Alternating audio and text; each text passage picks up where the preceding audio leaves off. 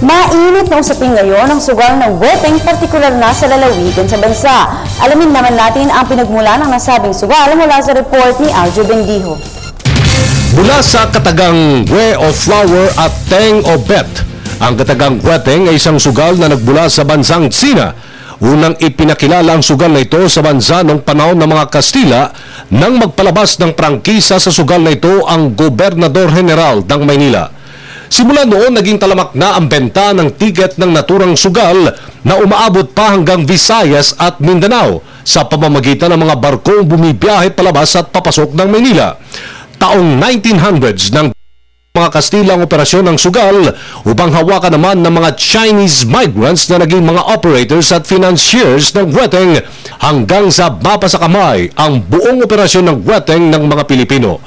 Batay sa kasaysayan, naging bahagi na ng kulturang Pinoy ang sugal ng weteng. Sa katunayan, nanalo na minsan sa sugal na ito ang pambansang bayani na si Dr. Jose Rizal. Upang laruin ang sugal na ito, ang mga kobrador o kabo mismo ang kakatok sa mga tahanan ng mga mananaya. Ilan sa mga kabo ay may mga stalls din sa mga kalsada. Ang isang mananaya o better ay pipili ng 2 digits mula 1 hanggang 37. Sa halagang 25 sentimos, maaari ka ng tumaya ng weteng. Kung piso naman ang taya mo, 400 hanggang 1,000 piso ang maaari mong maipanalo. Upang i-regulate ang sugal na ito, tinangga ng gobyerno sa pamamagitan ng Philippine Charity Sweepstakes Office na ipakilalang small town.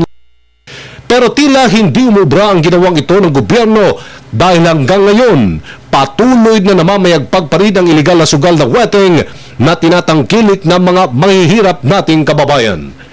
Taong 2000, lalong sumikat ang iligal na sugal na ito sa impeachment proceedings ng dating Pangulong Joseph Estrada na napatunayang guilty sa kasong plunder noong 12 ng Setyembre taong 2007.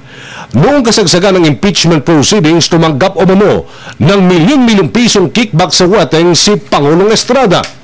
Taong 2005, lumabas din ang report na tumanggap din umano ng pera ang mga kamag-anak ni dating Pangulong Gloria Arroyo mula sa weteng.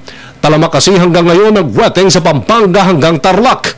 Taong 2010, ipinanukala ni na Senate President Juan Ponce Enrile at Senador Jinggoy Estrada na gawing legal ang sugal upang makakuha ng buwis ang gobyerno mula sa milyon-milyong pisong kinikita rito.